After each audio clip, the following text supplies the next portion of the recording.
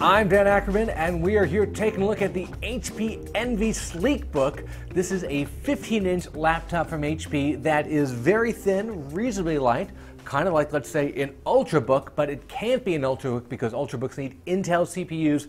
This is a version that has an AMD CPU, so instead, HP has called this a Sleekbook, which is sort of a name they made up, and honestly, it sounds pretty dumb, but you do kind of get the idea that this is something that's Ultrabook-like. And I really appreciate the fact that they were able to take a lot of the HP Envy design cues from the more expensive laptops and bring them into this less expensive AMD version. You really get an identical body to the Intel version of this particular laptop, but this guy starts at $599, which I think is a fantastic price when you consider it's got brushed metal, it's got a big touchpad, it's very thin, it's reasonably light, and of course it's got Bluetooth and USB 3 and a bunch of other, extras you would normally see maybe cut from a super budget laptop. Now there is a little bit of a trade-off in terms of performance. AMD chips for the last several generations at least have not performed on par with their Intel counterparts.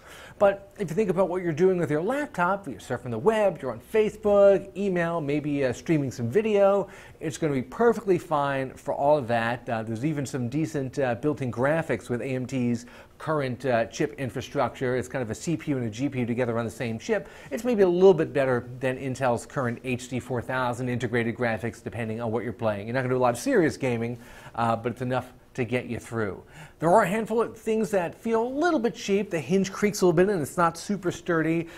Even though it's got a metal finish, it's very susceptible to fingerprints and smudges. But if you're willing to trade off some of that fit and finish and some of the raw performance for actually decent battery life and something that just looks a lot more expensive than $599, I think you'll find a lot to like here. I am Dan Ackerman, and that is the HP Envy Sleekbook.